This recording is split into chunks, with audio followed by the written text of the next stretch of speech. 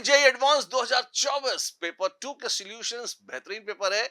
आइए डिस्कस करते हैं और न्यूएंसेस देखते हैं क्या कहां कैसे अच्छा पूछा है 2024 में जेईई एडवांस ने।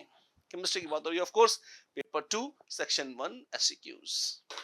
And there comes the very first question, and this is a question from atomic structure, Bohr's theory. According to Bohr's model, the highest kinetic energy is associated with the electron in the highest kinetic energy, के ये half mv square.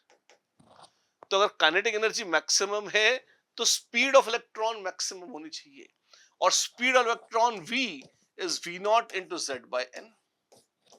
V naught क्या है? V naught is the speed of electron in the first Bohr orbit of hydrogen. Z atomic number है, N है number of shell, right? वैसे देखिए, तो अब मैं कहूंगा चारों में सब्स्टिट्यूट कर लो, तो इसकी तो स्पीड कितनी है? V naught। He plus helium nucleus Z हो जाएगा 2 और N हो जाएगा 1, तो ये हो जाएगा 2 times V naught। Second orbit of He plus, helium के लिए Z है 2 और N भी हो गया 2, लो तो ये भी हो जाएगा V naught। तो V naught वाले तो कम है, छोड़ो इन्हें। और second orbit of Li 2 plus, ये भी हो जाएगा V naught इंटू Z है 3 और N है 2, ये है 1.5 V naught। सबसे ज्यादा कौन है? सबसे ज्यादा है B। ओ माय गॉड, ये तो बहुत ही आसान है, ये बिल्कुल ही लल्लू बोस क्वेश्चन है। ये तो शुरुआत का शगुन दे दिया है कि भाई कुछ भी पढ़ा है तो चलो एक क्वेश्चन तो कर लेना, ऐसा है। अच्छी बात है, B is the answer. Direct formula based है, बिल्कुल डायरेक्ट फार्मूला बेस्ड है। यस, इसमें कुछ भी पंगा नहीं है, कुछ भी कॉम्प्लेक्सिटी नहीं है। हद से हद टफनेस लेवल 2 आउट ऑफ 10 दे सकते हैं। इससे लल्लू क्वेश्चन पूछना शायद मुश्किल था। अच्छी बात है, बधाई हो, एक क्वेश्चन सही हो गया आपका। क्वेश्चन नंबर 2 आइए देखते हैं। In a metal deficient oxide sample MX Y2O4, गजब।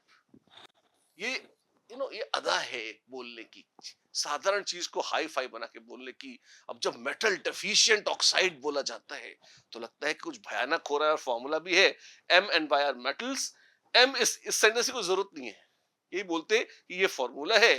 M is present in both +2 and +3, ठीक है। Y is in +3, तो MX हमको नहीं पता X में क्या मामला है, पर Y बोल रखा है +3 है। +3 वाला Y और ऐसे दो Y है, और ऑक्सीजन होती है -2 में, और ऐसी 4 ऑक्सीजन है और टोटल चार्ज है 0। तो X के ऊपर जो चार्ज है हमने अभी इसको छुआ नहीं है, हम तो ये कह रहे हैं कि +6 - 8, यानी कि MX पर टोटल चार्ज मिलाकर कितना है? +2। जितना भी M है, जिसमें X एटम M के हैं, उन पर टोटल चार्ज मिलाकर है +2, और बोला है M is present in both +2 and +3 oxidation states, ठीक है। और बोला है fraction of M2+ ions present in M is +3। अच्छा, इज 1/3। तो टोटल M के एटम्स की संख्या है X, और उसका 1/3 ये संख्या एटम्स की जो है +2। अगर 1/3 है +2, तो बचे हुए 2/3 कितने होंगे? बचे हुए 2/3 होंगे +3। तो 1/3 है, यह है संख्या इंटू चार्ज, संख्या इंटू चार्ज किसका? +2 कैटायंस का। और बचे कुचे हैं 2/3, बचे कुचे हैं 2/3, और वो कैसे हैं बाबू? वो है +3। ये एक सेंटेंस से काम का है, देखो ध्यान से, प्यार से। और ये टोटल कितना है? ये टोटल जोड़ के आएगा +2, क्योंकि यहां हमने कैलकुलेट कर लिया है। ओ माय गॉड कितना हो जाएगा ये? वेल 2 2 2 चाहे तो काट ही दो, तो और ये जाएगा x + 3x 4x is equal to 3, therefore x is equal to 3/4। ये लो कर लो बात, x आ गया 3/4 या 0.75। This the answer, yes this the answer. Solid state का क्वेश्चन है, ये कॉमन सेंस का क्वेश्चन है, इसको आप मोल का भी क्वेश्चन मान सकते हैं। एक्चुअली स्ट्रिक्टली स्पीकिंग तो मोल के ही कॉमन सेंस का क्वेश्चन है, और डायरेक्ट थ्योरी है, नहीं थोड़ी तो मेहनत करनी पड़ेगी, ऐसा इतना अंधा भी नहीं है। एक ही चैप्टर पर बेस्ड है, नॉट रियली, इसमें मोल का भी तड़का है, थोड़ा ऑक्सीडेशन नंबर या उन सबको भी रखा है, जैसा भी आप मान ले, है ना। और बाकी कुछ मिसलीडिंग ऑप्शन ऑप्शन तो कुछ भी नहीं थे, कोई बहुत लॉन्ग नहीं था ना। तो मैं टफनेस लेवल पर इसे फिर भी 5 नंबर तो देंगे, क्यों, मॉडरेट है, बहुत अति लल्लू नहीं है, मेहनत कुछ तो करनी पड़ी है यहाँ पर, थोड़ा सा जो ये इक्वेशन लिखने की मेहनत है ना, यहाँ पे कॉमन सेंस है, इसके कारण जो है ये थोड़ा सा हमने कहा है एवरेज तक मानेंगे, बहुत टफ नहीं है, बहुत लल्लू भी नहीं है, moderate. In the following reaction sequence, the major product Q is, आखिर Q कौन है? एल ग्लूकोज को आपने HI के साथ उबाला, HI भयानक रिड्यूसिंग एजेंट है, अल्कोहल्स को अगर उबाला जाए HI के साथ, इवन एल्डिहाइड्स या कीटोन्स को उबाला जाए HI के साथ, द रिड्यूस टू अल्केन्स।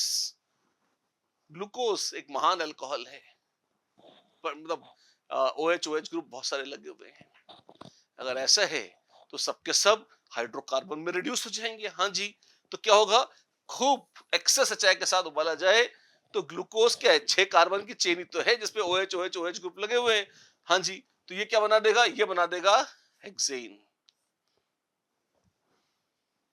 अच्छा, और इन हेक्सेन की वेपर्स को जब Cr2O3 क्रोमिया, ये Cr2O3 कैटलिस्ट है, हाई प्रेशर है, 500 डिग्री सेल्सियस टेम्परेचर है, इस पे गुजारा जाए, cyclisation and aromatisation, classical reaction है, Al2O3 या Cr2O3 catalyst, 500 degree, high heat, high pressure, इस पर अगर किसी हाइड्रोकार्बन स्ट्रेट चेन को गुजारोगे तो वो उसका डिहाइड्रोजनेशन भी होगा, हाइड्रोजन छोड़ देगा और साथ में बेंजीन बन जाएगी। ओ माय गॉड, तो पी बेंजीन लगती है, और जब उस पर ढेर सारी क्लोरीन डाल दी तुमने, लाइट वाइट चमका दी हुई, धमाके होंगे, एडिशन रिएक्शन, एरोमेटिसिटी नष्ट हो जाएगी बेंजीन की, और Cl यहां पर लगातार ऐड होती चली जाएगी। ध्यान रखना, इलेक्ट्रोफिलिक एरोमेटिक सब्स्टिट्यूशन नहीं होगा क्योंकि लुईस एसिड कैटलिस्ट नहीं है, यहां पर फ्री रेडिकल एडिशन है यूवी होने के कारण, और डी मिलेगा BHC, बेंजीन हेक्सा क्लोराइड। ये चीटी विटी मारने के, कीड़ों को मारने के पाउडर के काम पे लोग काम में लाते हैं, benzene hexa chloride. Straight forward है, 2-3 रिएक्शंस हैं, सिंपल याद करे हुए रिएक्शंस हैं, ऐसा ही है। तो based on direct theory, yes, सीधी अंधी थ्योरी ही तो है, और है ही क्या जीवन में इसमें। फिर भी 3 अलग अलग चैप्टर्स थे, ग्लूकोज बायोमोलिक्यूल्स में आता है, उसका रिडक्शन, साइक्लाइजेशन, एरोमेटाइजेशन आपने उठाया है हाइड्रोकार्बन से, और फिर एरोमेटिक से वो BHC का एडिशन लिया है, तो 3 चैप्टर्स को मिक्स करने की पीड़ा तो उठाई है, अच्छी बात है। ऑप्शंस में तो क्या मिसलीडिंग होगा, ऑप्शंस तो सीधे ही हैं। 5 आउट ऑफ 10 ऑर्गेनिक का क्वेश्चन है, सिंपल क्वेश्चन है, बिल्कुल ही एकदम ही लड्डू नहीं है, लेकिन टफ तो नहीं ही कह सकते, ऐसा है। ये क्वेश्चन थोड़ा अच्छा क्वेश्चन है, आप देखिए इनऑर्गेनिक का बेहतरीन क्वेश्चन पूछा है यहाँ। The species formed on fluorination of phosphorus pentachloride in a polar organic solvent are. अब आप जो यहां पे ध्यान दें, PCl5 को पोलर ऑर्गेनिक सॉल्वेंट में घोलेंगे तो क्या होगा, मत भूलिएगा, PCl5 अगर गैस फेज में होता तो वो PCl5 रहता, लेकिन सॉलिड स्टेट में आपने शायद पढ़ा होगा, नहीं पढ़ा है तो सुन लीजिए, PCl5 टूट जाता है PCl4 प्लस और PCl6 माइनस में। क्यों, ट्राइगोनल बाइपिरामिडल ज्योमेट्री बहुत घिनौनी और अनसिमेट्रिक सी ज्योमेट्री है, पसंद नहीं आती इसको, तो ये टेट्रा और ऑक्टाहेड्रल 2 में पे टूट जाता है, प्लस ये कोवलेंट है जबकि आयनिक सॉलिड है, लैटिस एनर्जी का सुख लूटने को मिलता है, इस वजह से ऐसा हो जाता है। और बोला है कि आपने PCl5 को घोल दिया पोलर ऑर्गेनिक सॉल्वेंट में। तो क्या किया, PCl5 रूम टेम्परेचर पर सॉलिड होता है, इस रूप में चम्मच से निकाला और घोल लिया। कोई गैस के बुलबुले थोड़े उसमें गुजारे हैं, ये तो हाई टेम्परेचर 500 डिग्री पर होता है, 300 डिग्री पर जब जब भी उसका सब्लिमेशन टेम्परेचर है उसके बाद होता है। तो आपने ये आयनिक सॉलिड लिया था PCl5 के नाम पर, और उसको घोला है आपने पोलर ऑर्गेनिक सॉल्वेंट में। अच्छा, नॉन पोलर में घोलते तो क्या होता, नॉन पोलर में घोलते तो आयंस फेवर नहीं होते और वो पलट कर वापस इस तरफ चला जाता है।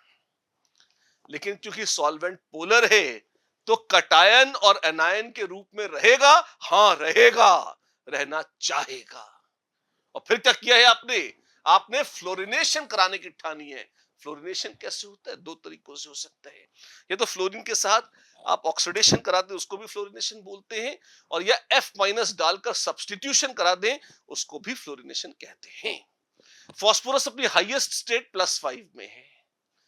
आप फास्फोरस को, आप तो क्या दुनिया की कोई ताकत फास्फोरस को उसके हाईएस्ट स्टेट के ऊपर ले ही नहीं जा सकती। क्यों, क्योंकि हाईएस्ट में ऑलरेडी है, +5 में है। तो फास्फोरस का ऑक्सीडेशन तो होने से रहा, तो क्या होना है, होना है सब्स्टिट्यूशन। तो कोई ना कोई जो चाह रहा है वो उसका सब्स्टिट्यूशन कराना चाह रहा है। फास्फोरस पेंटाक्लोराइड में आप जो सी, अच्छा किसको सब्स्टिट्यूट करेंगे, F- आएगा और Cl- को निकाल देंगे। तो कल्पना कीजिए, अच्छा हाय हाय हमने तो ये रटा ही नहीं, हम रट के ना गए, हाय अब क्या होगा, किस किताब के किस पन्ने पर लिखा हुआ है, आओ हम उसे नकल कर ले, आओ उसको छीन ले, आओ। कंट्रोल करिए अपने आप को, पगलाइए मत। वैसे ग्रीनवुड से है, अगर आपको बिल्कुल अंधी दौड़ में शामिल ही होना है तो एक हरी लकड़ी की किताब है, आई मीन एक्चुअली हरी लकड़ी नहीं, इंसान का नाम है ये, अच्छे पुराने बड़े राइटर थे, एक उनकी इनऑर्गेनिक किताब आती है। पर यह संभव ही नहीं है कि आपने इनऑर्गेनिक की दुनिया की प्रत्येक उपलब्ध पुस्तक का प्रत्येक पन्ना पढ़ के रट लिया हो। हाय हाय हमने रट्टा ना मारा, अब क्या करें, आपको उसको रटने की कोई जरूरत नहीं थी। आपको इसको कंसेप्चुअली ही करना होगा और एलिमिनेशन से करना होगा। कंसेप्चुअली इसे बगैर रटे कैसे करेंगे, ये सुनिए मुझसे। पहली बात तो PCl5 का फ्लोरिनेशन, मैंने आपको बता दिया कि फ्लोरीन से तो रिएक्शन होगा नहीं, F- से रिएक्शन होना है। F- से रिएक्शन होना है तो PCl3 तो कैसे भी नहीं बनने वाला। क्यों मेरे भाई, फास्फोरस मोस्ट स्टेबल होता है +5 में, और आप फ्लोरीन से तो उसका ऑक्सीडेशन अगर ले आते तो संभावना होती। किसी भी सूरत में कुछ भी कर लो, फास्फोरस अपने आप +3 ऑक्सीडेशन स्टेट में तो आएगा नहीं, नहीं आएगा। और यहां पर फास्फोरस +3 में है, जो कि संभव ही नहीं है बाय कॉमन सेंस, क्योंकि आप कोई रिड्यूसिंग एजेंट डाल ही नहीं रहे। फास्फोरस +5 में खुश था, वैसे रहना है। तो 4 में से 2 ऑप्शन तो आउटराइट यूजलेस है, निकल गई। अरे पर वो कितनी घिनौनी है, उनको देखो, उनको देखते ही डर लगता है। हाँ, डरना भी चाहिए, लेकिन डर के मारे होश मत खो बैठिए, क्योंकि डर के आगे जीत है। तो आप देखें क्या होगा। अब आप कल्पना करिए, लॉजिकली सोचिए, है ना, हाय हाय रटना नहीं नहीं, एक मिनट, एक्चुअली नियत अपनी रटने की होती है, और फिर हम इनऑर्गेनिक को गालियां देते हैं। और आजकल तो फैशन है, OTT सीरीज में भी गालियां दी जा रही हैं बकायदा सब्जेक्ट को, कि इनऑर्गेनिक में सिर्फ रटना ही रटना है, जबकि कंसेप्चुअल है। आप देखिए, और बाकी एलिमिनेशन से कर लेंगे। कल्पना करिए आपके पास एक कटायन तैर रहा है PCl4+ और एक एनायन तैर रहा है PCl6-। अगर आप इसमें F- डाल देंगे, कहां जाएगा वो, किसकी तरफ अप्रोच करेगा, कटायन की तरफ अप्रोच करेगा या एनायन की तरफ। समझ में नहीं आता, क्या करें, तो इसमें कुछ समझना ही नहीं है ना। एक एनायन है, माइनस चार्ज वाला है, वो कहां आकर्षित होगा, किसकी तरफ जाएगा, प्लस की तरफ या माइनस की तरफ। ऑपोजिट चार्जेस अट्रैक्ट हैं, हाँ, तो क्या होगा, यहां चला जाएगा। अच्छा, ये तो साथ साथ नहीं, साथ साथ सॉलिड स्टेट में थे, जब घोल दिया तो कटायन लगता रहा, लगता आता है, F- और तरह थे, जब टक्कर होगी तो क्या होगा, तो जुड़ जाएंगे, और क्या होगा।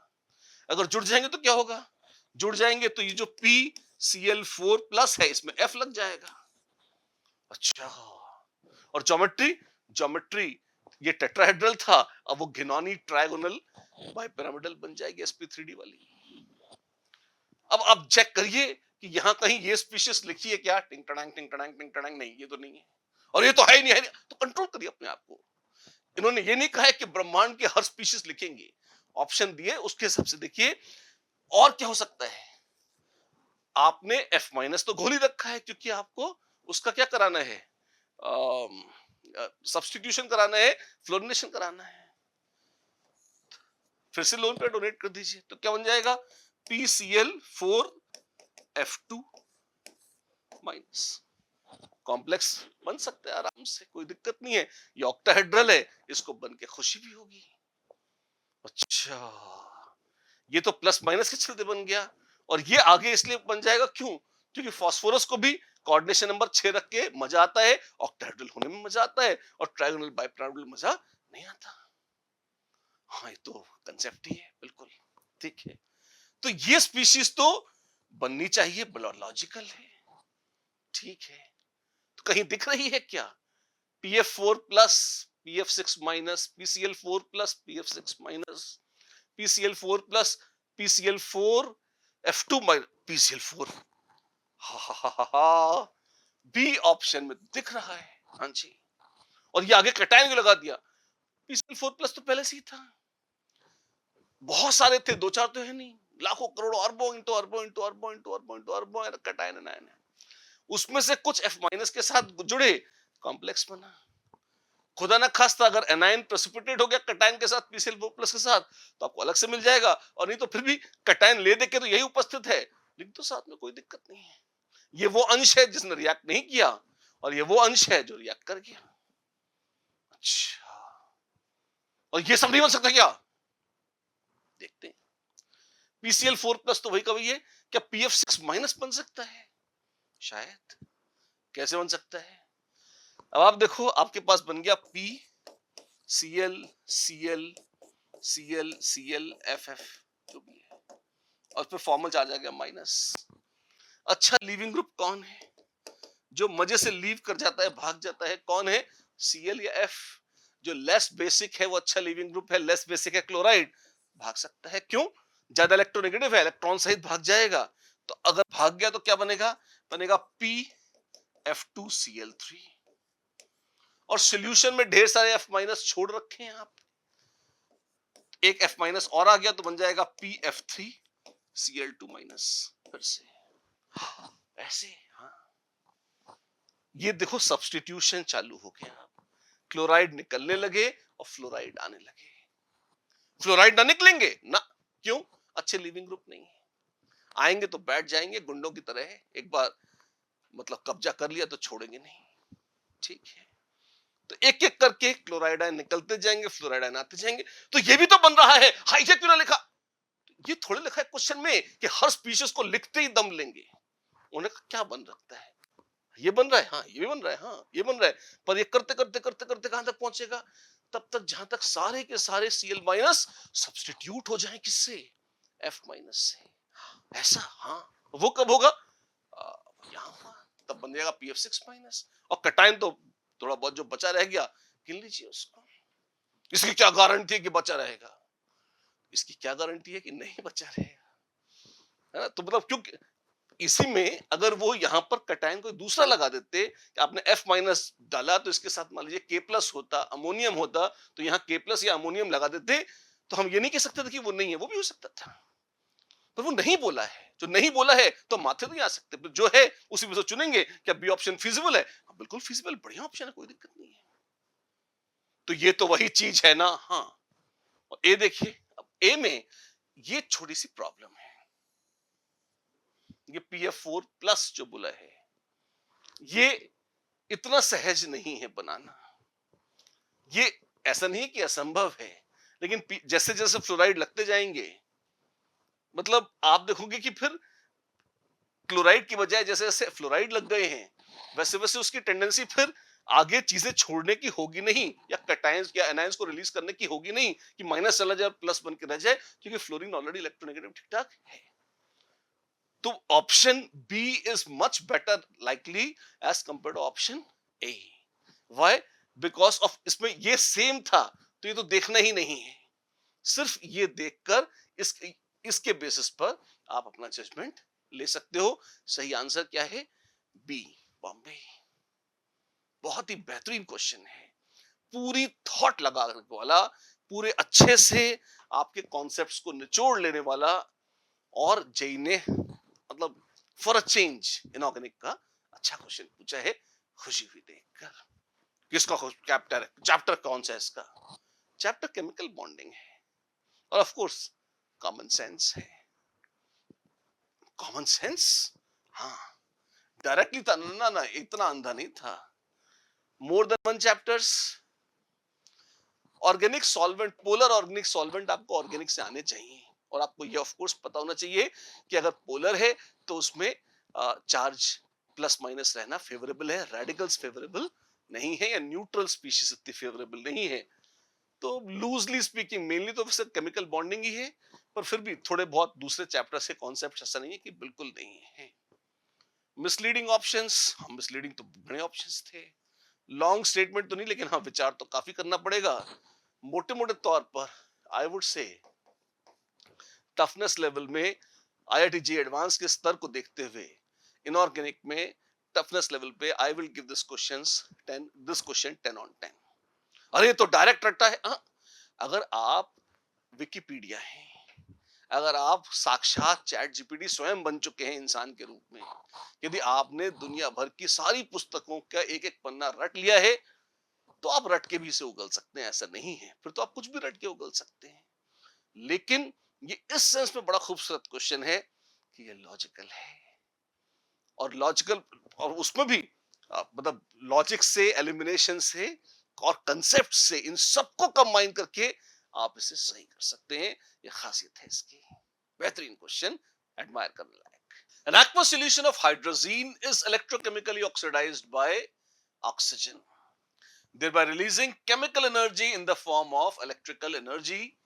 बेहतरीन क्वेश्चन है इलेक्ट्रोकेमिस्ट्री का। One of the products generated from electrochemical reaction is nitrogen. Choose the correct statements. आप देखिए रिएक्शन दिया हुआ है, और वो भी शब्दों में लिख के दिया हुआ है। सबसे पहले तो आपको रिएक्शन कंस्ट्रक्ट करना होगा, और रिएक्शन क्या है? रिएक्शन कहता है कि भाई मेरे पास है N2H4 हाइड्रोजीन O2 से रिएक्ट कर रही है, और इस प्रोसेस में क्या हो रहा है? N2 बनेगी और बनेगा 2H2O। ये है ओवरऑल रिएक्शन। हाँ, ओवरऑल रिएक्शन।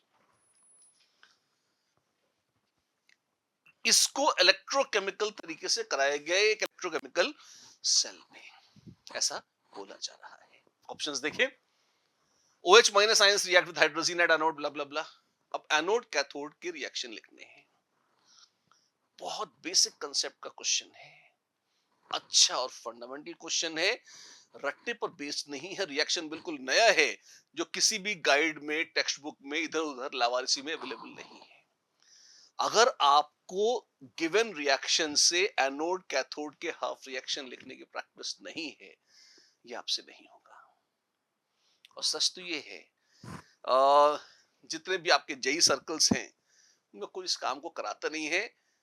एक हम ही है जो कराते हैं। अगर आपने हमारे ऑनलाइन क्लासेस भी ज्वाइन करी हुई हैं, अटेंड करी हुई हैं, हमने इस काम पर 3 घंटे खर्च करे हैं, और कम से कम 30-40 इलस्ट्रेशन इस कॉन्सेप्ट के लिए हम लेते हैं कि अगर रिएक्शन दिया है अलग अलग केसेस के, अलग अलग, तो अगर ओवरऑल रिएक्शन दिया है तो उससे सेल कैसे लिखते हैं, और सेल लिखा है तो उससे रिएक्शन कैसे लिखते हैं।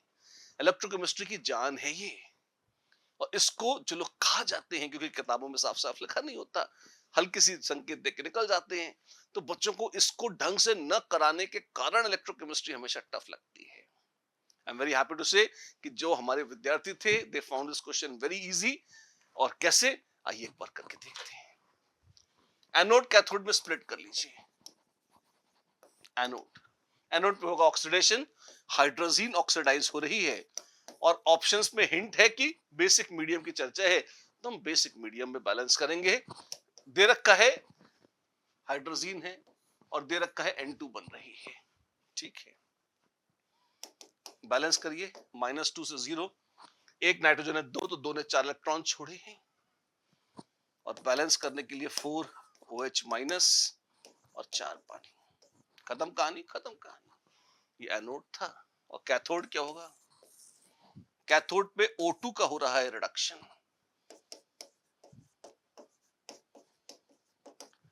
0 से जाएगी -2 में। अपने को पता है 0 से -2 में जाएगी, एक ऑक्सीजन में 2 का अंतर है, तो 2 ऑक्सीजनों में 4 का आएगा, इसलिए 4 इलेक्ट्रॉन जोड़े। माइनस चार्ज आया तो बैलेंस करेंगे OH माइनस से यहां पे, और फिर 2H2। ये है एनोड और कैथोड के हाफ रिएक्शंस। ओवरऑल अगर जोड़ दीजिएगा तो OH माइनस जाएगा कट, और वही रिएक्शन आ जाएगा फटाफट। कौन सा? हाइड्रोजीन प्लस O2 दे रहा है N2 प्लस 2H2। नेट यही रिएक्शन आ जाएगा एनोड कैथोड को जोड़कर, जो हमने पहले लिखा था, जो दिया है। ये काम जो हमने शायद धीरे धीरे किया तो 1-1.5 मिनट में किया। आपने अगर पढ़ा होता ढंग से तो 30 सेकंड या 20 सेकंड ही लगते, पर ये क्रूशियल काम है।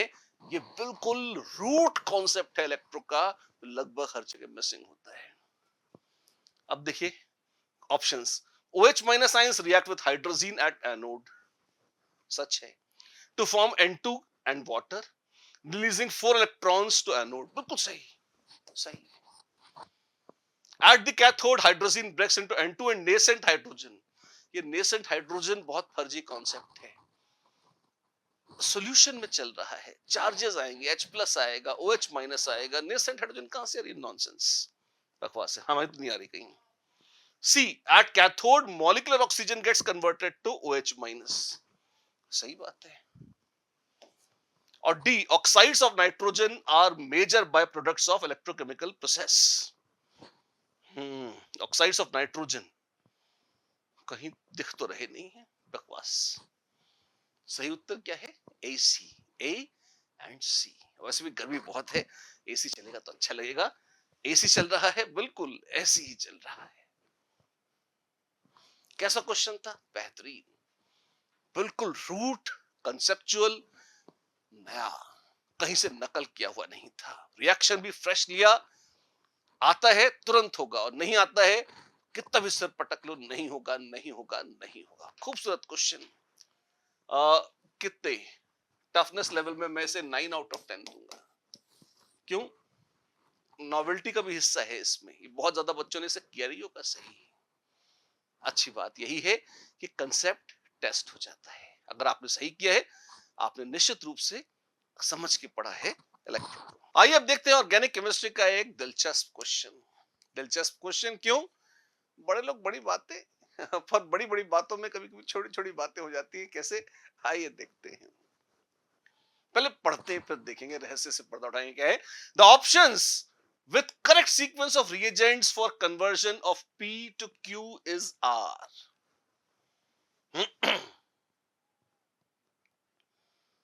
ये इस तरीके से है, ठीक है। आपको कंपाउंड दे रखा है, कुछ रिएजेंट्स की मदद से इसे कन्वर्ट किया जा रहा है, और हमसे पूछा जा रहा है क्या करें, कौन से सही ऑप्शंस हैं। आइए एक बार करके देखते हैं। चारों में से कितने सही हैं, कौन जाने कोई सही ना निकले, पर देखें तो सही। सबसे पहले ए और बी में लिंडलार्स कैटलिस्ट डालने की तमन्ना है। लिंडलार महाराज क्या कर गए? अल्काइंस का रिडक्शन करके सिस अल्कीन होता है, पॉइजन पैलेडियम कैटलिस्ट। अच्छा, तो बाकी सब कुछ वही रहेगा। कहने का मतलब है 5 मेंबर रिंग रहेगा, साथ में OCOCH3 वैसे का वैसा ही रहेगा, ये सब भी वैसी, बस यहां पे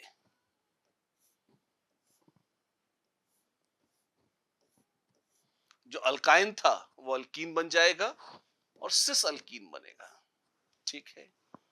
फिर उसके बाद मिथाइल मिथाइल पर 1 2 1 2 1 2 1 2, और फिर COO ET और यहाँ CN, ऐसे ये लग जाएगा।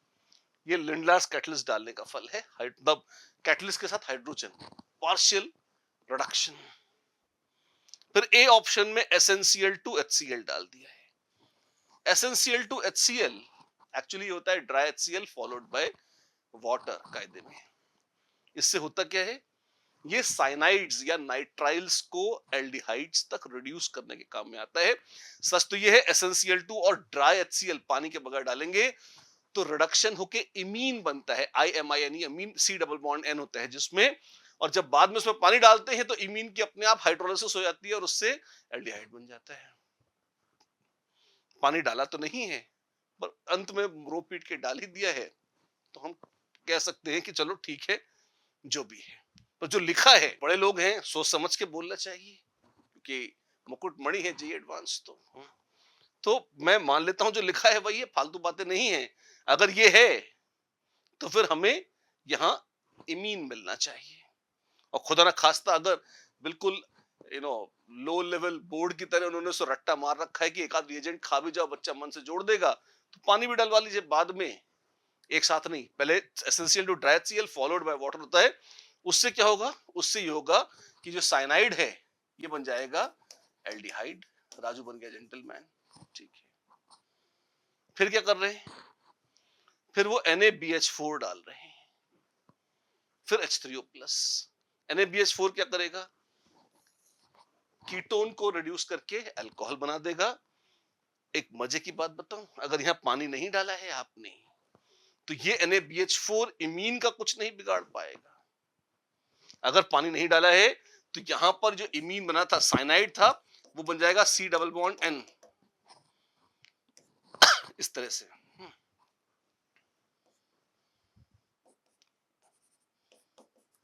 एसिड तो है ही सही, ये बन जाएगा आपका। ये क्या था, जो साइनाइड था वो रिड्यूस हो चुका है SnCl टू ड्राई HCl से। जब इसमें पानी पड़ेगा तब ये गाड़ी आगे चलेगी, अन्यथा ये जैसा है बढ़िया है, तो बहुत ज्यादा पचड़े में पड़ना नहीं चाहिए इसके। खैर, अगर एल्डिहाइड बन गया, जो कि इन्होंने सोचा होगा मेरे ख्याल से, तो NaBH4 डालने पर यह भी अल्कोहल बन जाएगा। और जब एसिड डालेंगे, तो एसिड डाल के शायद इनकी नियत एस्टर को एसिड बनाने की है, तो एस्टर को तो एसिड बना दिया, ठीक है। ये COOH जो था, सॉरी ये यहां से निकल गया तो ये OH बन गया, ठीक है, ये भी ठीक है। यहां कलंक लग जाएगा, जहां तक मैं समझता हूं ये थॉट होगी। तो क्या ये अच्छा है, नहीं ये बुरा है। क्यों, वो चाह रहे थे कि यहाँ पे साइनाइड का एल्डिहाइड बने और फर्स्ट सीक्वेंस से चलेंगे तो हो सकता है लोगों को लगे कि इसमें अल्कोहल बन जाएगा। लोगों को लगे से क्या मतलब है, मैंने कहा थोड़ा लपचेड़ है, पर इसको नेग्लेक्ट कर दें, बिल्कुल अंधा काम करें, पानी वानी छोड़ दें और लो लेवल पर उतर आए, तो आपने इसको बेशर्मी से अंधेपन में एल्डिहाइड बनाया, अंधेपन में रिड्यूस कराया, और आपने कहा ये ऑप्शन गलत हो गई। चलो कर लो। एक और बड़ी खूबसूरत चीज है, अल्काइंस में इलेक्ट्रोफिलिक एडिशन नहीं होता इतने प्यार से, पर अल्कीन में इलेक्ट्रोफिलिक एडिशन हो सकता है। और आप ड्राई HCl डाल रहे हैं, ड्राई HCl अत्यंत शक्तिशाली एसिड है, बाद में आप पानी डाल के स्ट्रॉन्ग एसिड डाल के उबाल भी रहे हैं, तो बाबू इसको यहां पर H जुड़ जाए, यहां प्लस आ जावे, फिर साइक्लाइजेशन हो जाए, इसे कौन रोक सकता है। सच तो ये रुकेगा नहीं। आपको ये पूरा ट्रांसफॉर्मेशन कायदे में बेसिक मीडियम में कराना चाहिए था, आपको इसमें एसिड डालना ही नहीं चाहिए था। जैसे ही आप किसी भी स्टेज पर एसिड डालेंगे, वैसे ही पक्का अल्कीन प्रोटोनेट होगा, और प्रोटोनेट होने के बाद वो साइक्लाइज हो जाएगा और पूरा रायता फैल जाएगा। एक कन्वर्जन शुद्ध बकवास है, चारों में से कोई भी ऑप्शन सही नहीं है। सच तो ये है। क्या बात कर रहे हो तुम, JEE एडवांस का क्वेश्चन है, भगवान नहीं है JEE एडवांस्ड, सबसे बड़ी तो केमिस्ट्री ही है, केमिस्ट्री के नियम सबके ऊपर है। हाँ, JEE एडवांस्ड अच्छा पेपर है, इसमें कोई शक नहीं, लेकिन देखते हैं आगे, देखिए इफ्तिदाई इश्क कह रोता है क्या, आगे आगे देखिए होता है क्या। लिंडार महाराज तो फिर से आ गए, फिर H3O प्लस डाल दिया। जब आपने H3O प्लस डाल दिया तो आपने क्या किया, साइनाइड का COOH बन जाएगा, एस्टर्स की हाइड्रोलिसिस हो जाएगी, तो COOH और OH लग जाएंगे यहाँ पे। फिर SnCl two HCl time pass ही है, टाइम पास ही तो इससे कुछ होगा नहीं, और NaBH4 फिर कीटोन को रिड्यूस कर देगा। मुद्दे का तो ये नहीं मिलेगा, यहाँ पे एल्डिहाइड नहीं मिलना आपको, यहाँ पे COH मिल जाएगा, आप फंस जाएंगे। तो A और B ऑप्शन तो सही है, गलत कोई भी सोच हो इससे गलती आ रही है, नहीं मिलेगा। सी ऑप्शन देखिए, ए और बी तो उड़ चुकी है। NaBH4 से रिडक्शन कराओ, करा लो बाबू। वैसे मैं आपको बताना चाहता हूं NaBH4 एस्टर्स को रिड्यूस नहीं करता, तो यहां तो कुछ होना नहीं है। NaBH4 से जो अल्कोहल कीटोन है वो अल्कोहल बन जाएगी। एक और रहस्य बताऊं, NaBH4 साइनाइड को एल्डिहाइड तक रिड्यूस कर सकता है। रिलेटिवली रेयर रिएक्शन है, हो जाता है, आप गूगल करके देख लीजिएगा। InCl3 जैसे कैटलिस्ट यूज करें तो फर्दर रिड्यूस कर सकता है आगे भी, लेकिन एल्डिहाइड तो बना ही सकता है। पर मुझे ऐसा लगता नहीं कि इन्होंने ये रिएक्शन माना होगा। उन्होंने मान लिया होगा कि खाली कीटोन के रिडक्शन के काम में आ रहा है, साइनाइड से NaBH4 रिएक्शन की कल्पना ही नहीं करी है शायद। खैर, जो भी किया है हम तो रिड्यूस कर ले। फिर SnCl2HCl, अच्छा अपने आप को बहुत महान समझते हो, कल्पना ही नहीं करी होगी, तो तुमने सोच लिया, उन्होंने ना सोचा। दिख तो यही रहा है। और फिर अगर सोचा होता तो साइनाइड के लिए NaBH4 का रिडक्शन काफी था एल्डिहाइड बनाने के लिए। आपने SnCl2 ट्राइएचसीएल क्यों डाला जबरदस्ती? इसीलिए डाला है ताकि साइनाइड को एल्डिहाइड बना सके। तो कोई बात नहीं, अपन उनकी भावनाओं की कदर करते हुए एल्डिहाइड बना देते हैं, बढ़िया है। फिर एसिड डाला है, एसिड से क्या होगा, ये कट जाएगा और ये कट जाएगा, यहाँ COOH आ जाएगा और यहाँ पे OH बच जाएगा। तो अक्कड़ बक्कड़ बम्बे बो ये तो बैठ गए, ठीक है। अल्काइन बचा हुआ है, अंत में लिंडलार्स कैटलिस्ट डाल के उसको ठीक किया है। ये तो ठीक लग रहा है मुझे, सी तो बढ़िया लग रहा है, कोई दिक्कत नहीं है, सी इज गुड। अच्छा, और डी में देखिए, लिंडलार्स कैटलिस्ट, फाइन। अच्छा, सी में मैंने करेक्ट बोल जरूर दिया है, पर ध्यान रखिएगा दिल जल रहा है। क्यों? SnCl2HCl डाल के आप कबाड़ा कर चुके हैं, पर कबाड़ा कम है। क्यों?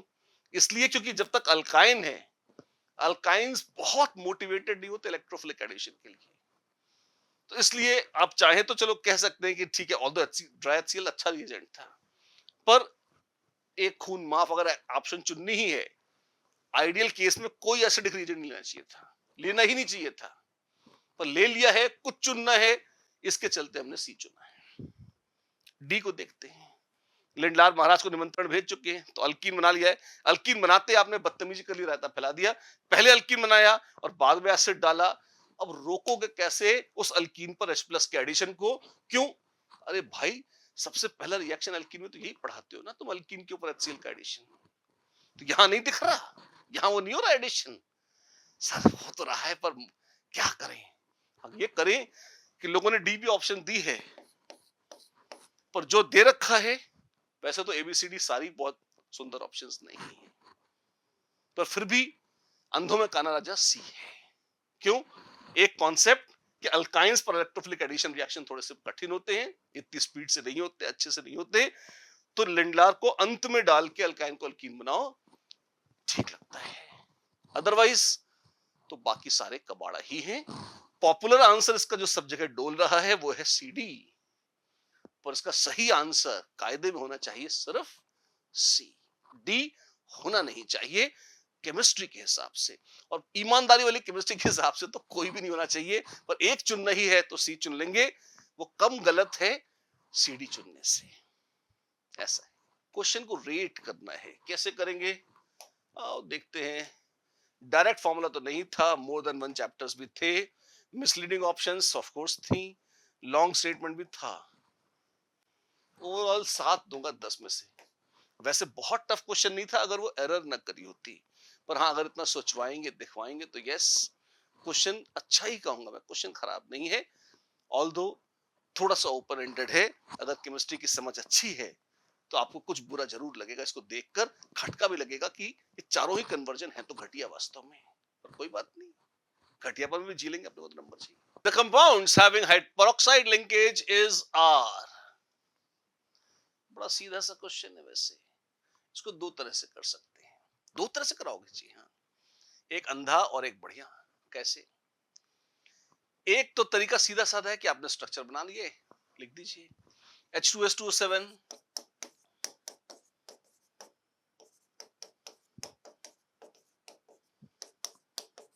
ये है H2S2O7। क्या peroxide लिंकेज दिख रही है? नहीं। H2S2O5, इसमें आप देखेंगे तो इसमें भी नहीं दिखेगी आपको, बट पहले बी कर लेते हैं। H2S2O8 कैसा है? मिलता जुलता है, पर एक ऑक्सीजन एक्स्ट्रा आ गई है। ओहो, ये क्या है? ये peroxide लिंकेज है बाप। H2SO5, SOOOH, OOH, ये क्या है? peroxide लिंकेज है बापू। H2S2O5 ये बचा। ये कैसा होगा? SPF अनस्टेबल होता है, वैसे डिस्प्रोपोर्शनेट कर जाता है, तो पहले S2O5 टू माइनस एनायन बना लेते हैं। SOO,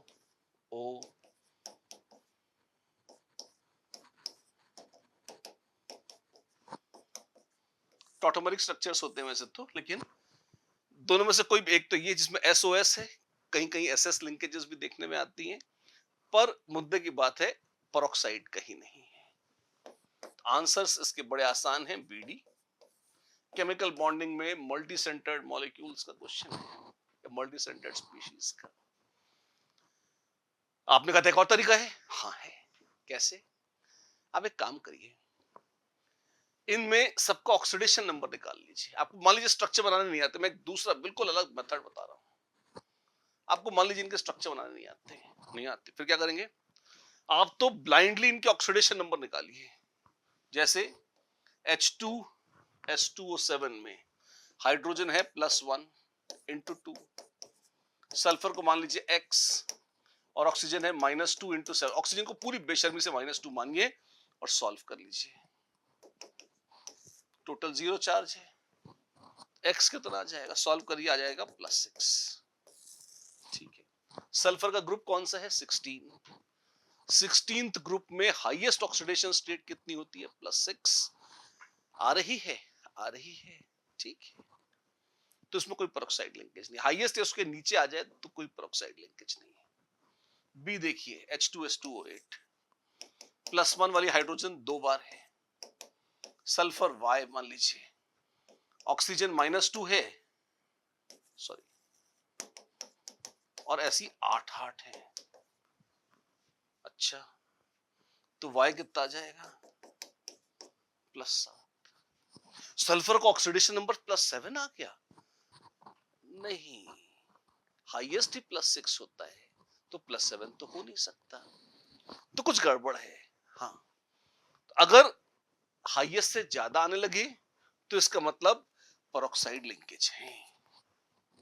अच्छा, ऐसे ही डायरेक्ट सीधा सीधा छक्का मार दीजिए, पड़ जाएगा।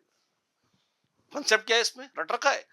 ट्रिक मैंने आपको बताई है ताकि दिमाग खर्च ना हो जाए आपका। डरते हैं लोग दिमाग खर्च करने से। हाँ हाँ, बेइज्जती हो रही है हमारी? कोई बेइज्जती हो रही है, वो तो प्रैक्टिकल बात कर रहा हूँ, पर कंसेप्ट भी है। मैंने ऑक्सीजनों को -2 माना है सबको, और एक एब्सर्ड आंसर आ गया, क्योंकि हाईएस्ट से ज्यादा आ जाए तो फिर हाईएस्ट हाईएस्ट ही नहीं रहेगा। सल्फर +6 को जा ही नहीं सकता, तो ये +7 गलत है। तो यहां कुछ गलती करी है। क्या गलती करी है? हाइड्रोजन को +1 लेने में और गलती नहीं है, ऑक्सीजन को -2 लेने में गलती करी है। इसका मतलब सारी ऑक्सीजन -2 नहीं है। और ये कब होगा? ये तब होगा जब peroxide लिंकेज होगी, क्योंकि peroxide में ऑक्सीजन -1 होती है। कंसेप्चुअली देखें तो ऐसे हो जाएगा, समझ गए?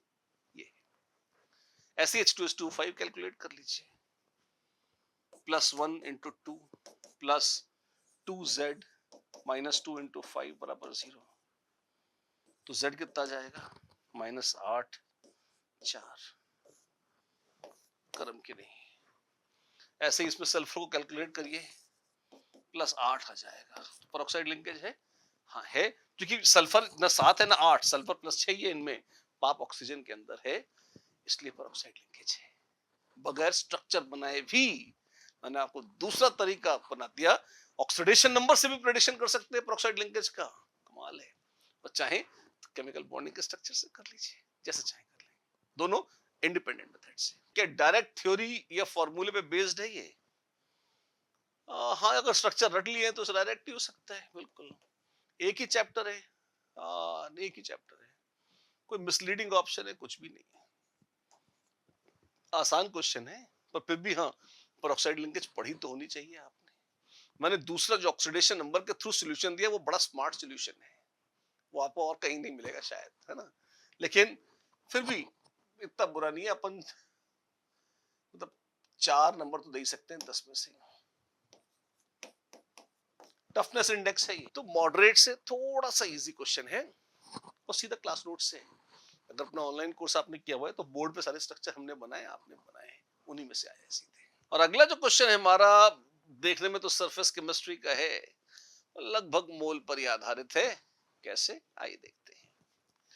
To form a complete monolayer of acetic acid on 1 gram of charcoal, 1 gram charcoal लिया है, तो उसकी बुरादा या कुछ भी ले रखा है, टुकड़ा ले रखा है, तो उसकी कुछ सरफेस है और उसकी सरफेस पर एडजॉर्ब हो रहा है, चिपक गया है अट्रैक्शन से एसिटिक एसिड, और मोनोलेयर है मतलब एक ही मॉलिक्यूल मोटी लेयर है, यानी कि उसकी सरफेस पर जो भी चारकोल की सरफेस है उस पर कहीं कहीं आके एसिटिक एसिड के मॉलिक्यूल बैठ गए हैं, ऐसी चर्चा है। ठीक है, 100 ml of 0.5 molar acetic acid लिया, 100 ml ऑफ 0.5 मोलर, यानी कि 50 मिलीमोल्स लिए आपने एसिटिक एसिड के। Some of the acetic acid remained unadsorbed, कुछ ऐसा था जो चिपक न सकता, लावारिस बच गया। कितना? To neutralize the unadsorbed acetic acid, 40 ml of 1 molar NaOH was required. 40 millimole OH minus चाहिए था अनएडसॉर्ब्ड एसिटिक एसिड के लिए, तो यानी कि 40 ml या 40 मिलीमोल अनएडसॉर्ब्ड एसिटिक एसिड बच गया था। 50 लिए थे, 40 बच गए थे। ओहो हो, तो कितना एडसॉर्ब हो गया, सब्ट्रैक्ट कर दो।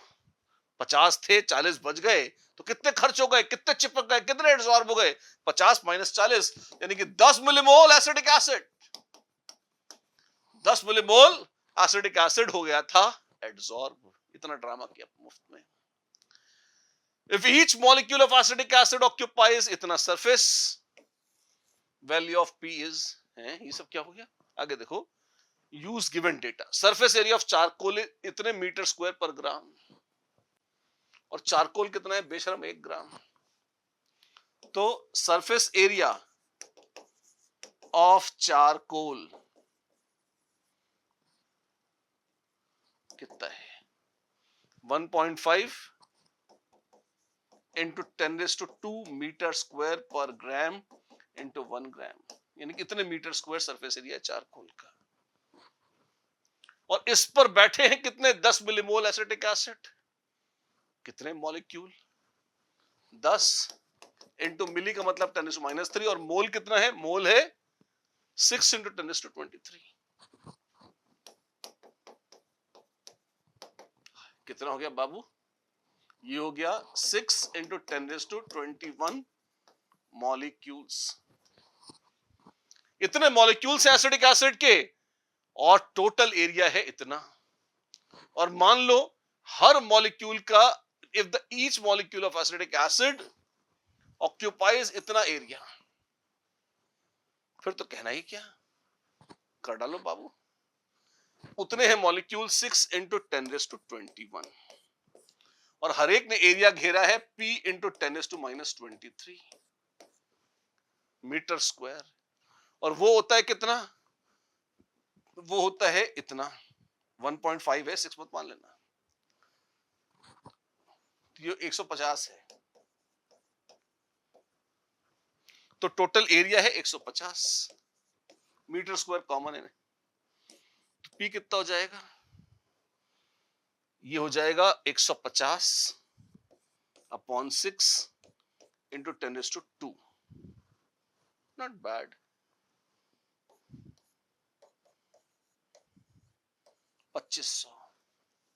Value of P is 2500, value of P क्या है, 2500, सिंपल है। तो क्वेश्चन वैसे तो था सरफेस केमिस्ट्री में एड्सॉर्प्शन का, पर इसमें एक बड़ा रोल था मोल कंसेप्ट का। डायरेक्ट फॉर्मूला बेस्ड था नहीं, थोड़ा सा तो दिमाग लगा। एक से ज्यादा चैप्टर इन्वॉल्व हुए, हाँ। कोई मिसलीडिंग ऑप्शन था नहीं, मिसलीडिंग कुछ नहीं था, बड़ा साफ साफ लिखा था सब। दिमाग का ज्यादा खर्च थोड़े कराया है, डरने की बात नहीं। लॉन्ग स्टेटमेंट था नहीं, कोई लॉन्ग शॉन्ग स्टेटमेंट नहीं था। अब इतना तो होगा ही जितना होगा, और क्या जान लेंगे। टफनेस क्या मानते हो? फिर भी भारी शब्द थे, एड्सॉर्प्शन, मोनोलेयर वगैरह। अगर आपने पढ़ा है तो भारी नहीं है, पर फिर भी बच्चे क्या विचलित हो जाते हैं बकवास सुन के कई बार। तो बस टफनेस 5 मानेंगे 10 में से इसकी, इससे ज्यादा के लायक नहीं था ये था हमारा ये क्वेश्चन। सोल्यूशन का एक क्वेश्चन हमेशा आता है, तो आइए देख लेते हैं, और इसलिए दिया जाता है कि आप इसमें नंबर ले आए। Vessel 1 contains W2। जब भी ऐसा कोई बोलता है तो मैं लिख लेता हूं, ये है वेसल 1। इसमें W2 ग्राम्स हैं सोल्यूट के जो नॉन वोलेटाइल है, solute X dissolved in W1 gram of water. खुशी हुई जानकर। वेसल 2, एक वेसल 2 भी है, वो बना लेते हैं। इसमें W2 ग्राम्स हैं एक दूसरे नॉन वोलेटाइल सोल्यूट Y के। इधर W2 थे, इधर भी W2 है। Dissolved in W1 grams of water. गजब कर दिया। पानी का भी मास सेम है और W2 भी सेम है। जय हो। Both the vessels are at same temperature and pressure. The molar mass of X is 80% of that of Y। गजब। तो molar mass of Y is My, तो mx दे रखा है, मोलर मास ऑफ X दे रखा है 0.8 My। क्या क्या क्या क्या बोल दिया, कैसे कर दिया? दे रखा है, गिवन है 80% ऑफ Y, ऐसा दे रखा है। साफ साफ लिख दिया मैंने काले अक्षर में ताकि कंफ्यूजन ना हो। ठीक है। The want of factor for X, ओ बाबा रे, वांट ऑफ फैक्टर भी आ गया। I for X is 1.2 times I of Y। ठीक है। The elevation of boiling point for solution in vessel 1 is -% of solution in vessel 2। वही कहानी है, एक ही सस्ता फॉर्मूला है, उसी में भर भर के वही सब्स्टिट्यूशन करते हैं, कुछ नया नहीं है। क्या है? Delta TB is equal to kb into m, which is kb into m naught into I।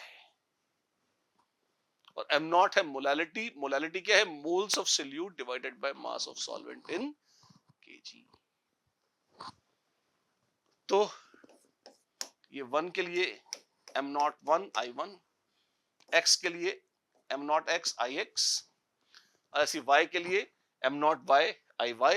kb तो चूंकि दोनों में पानी सॉल्वेंट है तो kb सॉल्वेंट पे डिपेंडेंट है, सेम होगा, तो आ जाएगा delta TB of x upon delta TB of y। हाय, ये कितना है?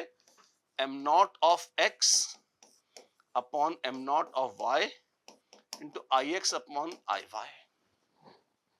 देख रहे हो? ठीक है। और मोलालिटी को कैसे लिखेंगे? अब जगह चाहिए, आगे लिख लेते हैं। मोलालिटी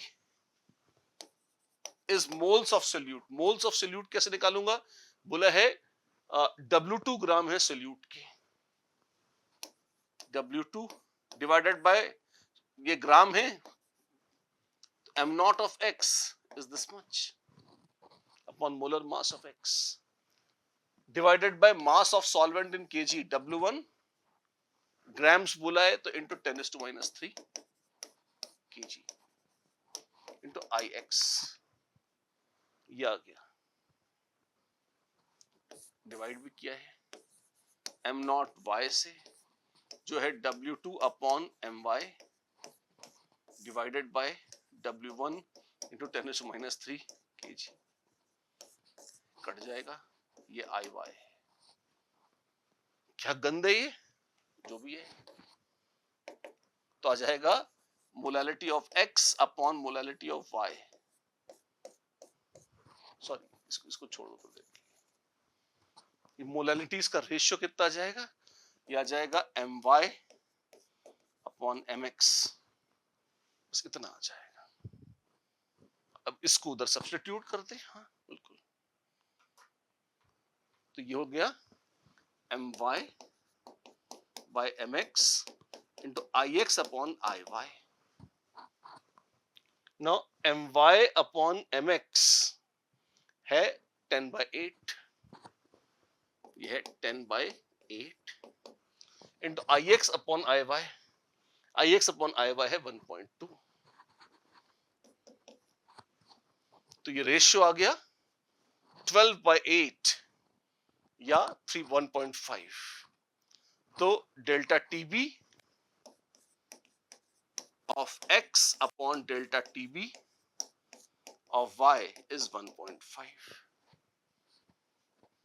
और vessel 1 is -% of the solution in vessel 2। ठीक है, अभी परसेंटेज कैसे निकाली जाएगी, वो इसका 1.5 गुना है, 1.5 गुना है तो 150% है, 150% ऑफ द सॉल्यूशन, उतना तो है ही, उससे 50% और एक्स्ट्रा है, 150% है। There we are। क्वेश्चन कैसा था, कॉलिगेटिव प्रॉपर्टी से क्वेश्चन इजी ही होते हैं, टफ तो नहीं था, पर हाँ परसेंटेज वगैरह निकलवा दी अंत में, जगलिंग कराई, मतलब मेहनत है, ऐसा नहीं कि मेहनत बिल्कुल नहीं है। और जितने घटिया बाकी क्वेश्चंस थे उनको देखते हुए तो प्राण ही खींच लिए। 6 देने चाहिए, फिर भी इस पेपर में जो फिजिकल का लेवल है उसके हिसाब से 7 दे देता हूँ, टफनेस इतनी माननी चाहिए। और देखते हैं ये क्वेश्चन है इस बार बायोमोलिक्यूल्स में, ना कार्बोहाइड्रेट्स का ना कुछ और, न्यूक्लिक एसिड्स का इस बार क्या है, देखिए।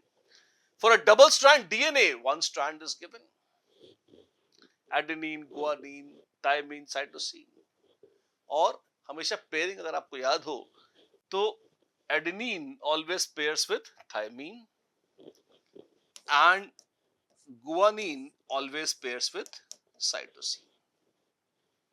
ठीक है, यू आरएनए में आता है, यहां कोई मतलब नहीं। The amount of energy required to split the double strand DNA into 2 single strands is dash. एक स्ट्रैंड है और ये पेयर्ड होगा, जब पेयर्ड होगा तो एडेनिन के सामने थायमिन, गुआनिन के सामने साइटोसिन, और अगर हाइड्रोजन बॉन्ड्स देखें तो एडेनिन और थायमिन बनाते हैं 2 हाइड्रोजन बॉन्ड्स, और गुआनिन और साइटोसिन जब जुड़ते हैं तो बनाते हैं 3 हाइड्रोजन बॉन्ड्स। ऐसा है, हाँ ऐसा होता है।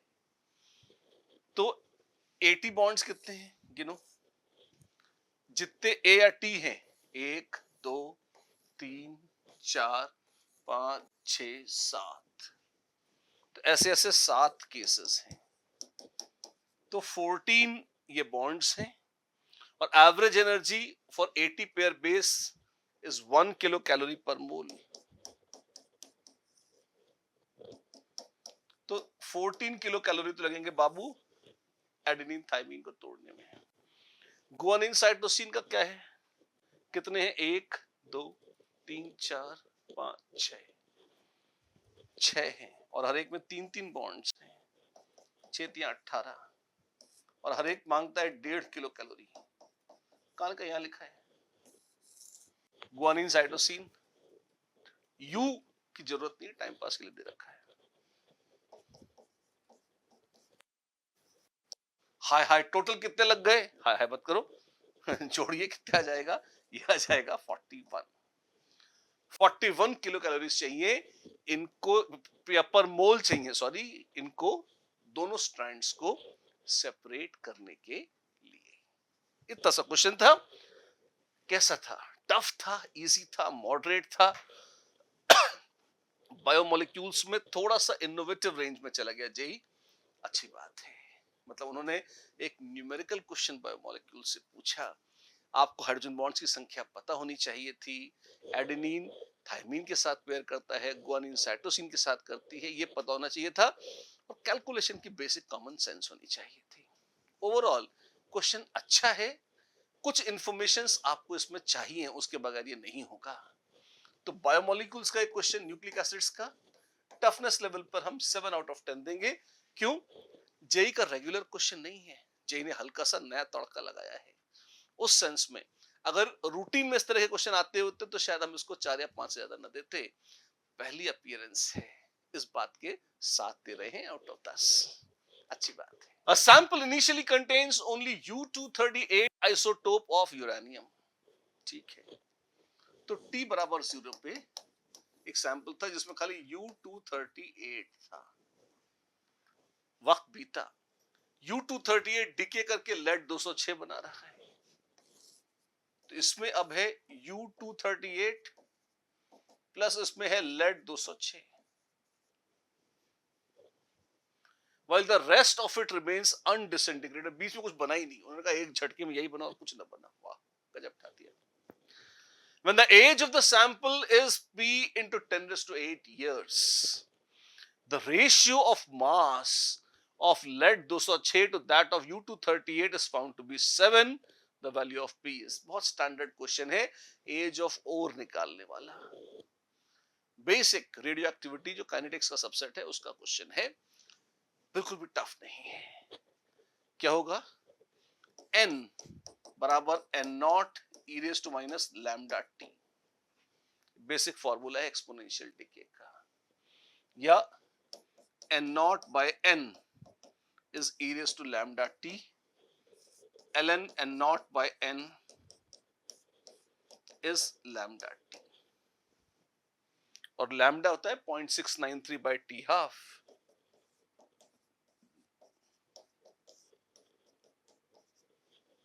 ये वो फॉर्मूला है जिसको लोग कई बार डायरेक्टली रट भी लेते हैं, आपकी इच्छा है, मुझे कोई विरोध नहीं है।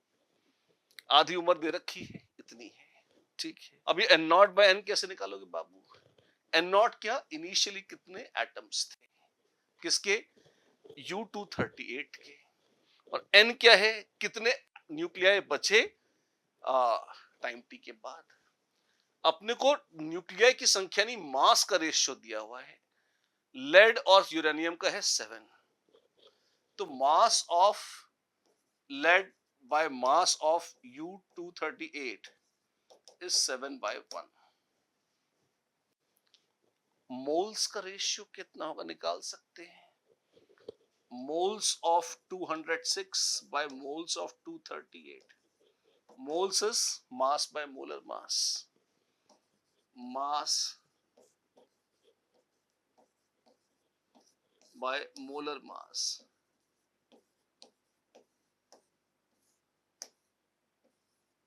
ऐसा आ जाएगा, ठीक है। और मोल्स का जो रेशियो है वो संख्या का रेशियो है,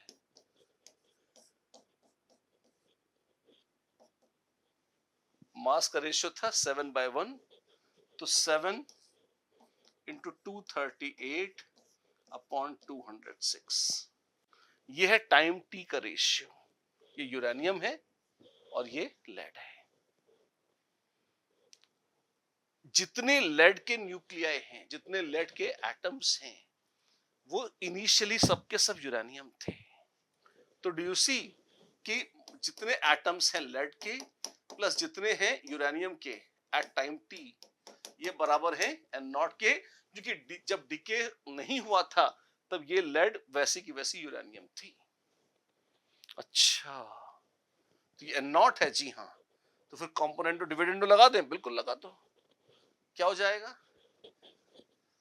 कैलकुलेशन करेंगे, देखिए यहां जगह निकालते हैं, तो Nu plus Npb upon Nu is 7 into 238 plus 206 upon 206।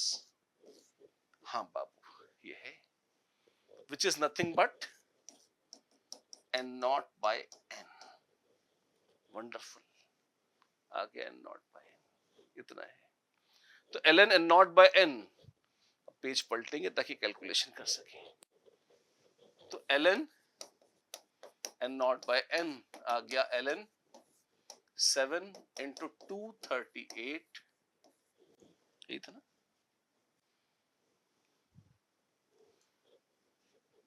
Plus 206 upon 206, और ये है 0.693 टी बाय टी हाफ। आधी उम्र है 4.5 इंटू 10⁹ ईयर्स, और टाइम टी बोला है p इंटू 10⁸ ईयर्स। इसको भी करते हैं p इंटू 10⁸ ईयर्स। सॉल्व कर लीजिए, p के लिए ज्यादा महानता बची नहीं है। क्या आ जाएगा, जो भी आएगा इस गंदगी को सॉल्व करके देखते हैं। आगे आगे देखिए होता है क्या।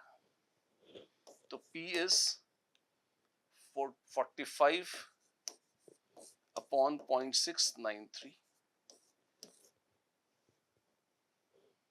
ln gandagivada.com 1 plus 238 upon 7 2 14, 8 7 56, 28। रक्षा कर प्रभु त्राहिमाम त्राहिमाम त्राहिमाम। डिवाइड करते हैं, देखते हैं जाएगा। आइए जिंदगी का मजा लीजिए, सॉल्व कीजिए, आएगा 143। नरक है विद्यार्थियों के लिए, क्योंकि ऐसे गंदे गंदे लॉग कैसे कैलकुलेट होंगे तो चमत्कार यही जानता है ना, लेकिन ऐसा हो जाएगा। This is it. कैसा क्वेश्चन है, आइए देखते हैं। डायरेक्ट थ्योरी ऑफ फॉर्मूला है, हाँ लगभग डायरेक्ट सही है। मतलब मैंने तो चलो डिराइव करके दिखा दिया, पर कई लोग तो इसे रट के आते हैं। बहुत रूटीन क्वेश्चन है, कोई बहुत नया ऐसा क्वेश्चन, एग्जॉटिक क्वेश्चन नहीं है। Yes, more than one chapter पर ना रे, कुछ मिसलीडिंग है, कुछ भी नहीं है। कोई कुछ नहीं है, सिर्फ एक अत्यंत घिनौना कैलकुलेशन है, इसके अलावा और कुछ नहीं है। वो कैलकुलेशन न होता तो इसकी रेटिंग होनी चाहिए थी कायदे में 3-4 आउट ऑफ 10। कैलकुलेशन घिनौनी है इसलिए 6 आउट ऑफ 10 दे रहे हैं, सिर्फ कैलकुलेशन के अत्याचार के लिए। और आइए देखते हैं अगला क्वेश्चन, कोऑर्डिनेशन कंपाउंड से है। ये क्या है, अमंग्स अक्कड़ बक्कड़ बम्बे बॉस सिने में पूरे 100 बहुत सारा है। The total number of species with tetrahedral structure is. ज्योमेट्रियां देखनी है, स्ट्रक्चर्स देखने हैं, क्या है, ठीक देखते हैं। चलो P4 P क्लासिकल बहुत ही मशहूर टेट्राहेड्रल स्ट्रक्चर होता है P4 का, एवरीबॉडी नोज। तो ये तो है, उल्टी चल रहे हैं, यहाँ पर उल्टी गिनती कर रहे हैं। CuCN4 3-, इसमें आप देखें, इसमें है कॉपर प्लस, ये है आर्गन 3D10। तो D10 कॉन्फ़िगरेशन पहले से ही है। अगर आप डब्बा डायग्राम बनाएं 1 2 3 4 5 6 7 8 9 10, तो कॉपर के पास भंडार भरा हुआ है। sp3 ही हो सकता है आगे, तो टेट्राहेड्रल तो बड़ा स्वाभाविक है, होगा ही, ये भी टेट्राहेड्रल है। ICl4-, इसका क्या करें बाबू। ICl4- एक्चुअली है I, लोन पेयर टिंग टैंग Cl। sp3d2 hybridized with 2 lone pairs, ये स्क्वायर प्लेनार है। केमिकल बॉन्डिंग का तड़का लगाया हुआ है इसमें, तो ये नहीं आएगा। PdCl4 पैलेडियम, निकल पैलेडियम प्लैटिनम। नो पैलेडियम +2 जो है वो भी 3d8 तो है ही, 3d8 है, लेकिन ध्यान रखिएगा सेकंड और थर्ड पीरियड वाले हमेशा लो स्पिन होते हैं, भले ही वीक फील्ड लिगेंड हो। तो 1 2 3 4, सॉरी 4d8 है, 3d नहीं 4d8।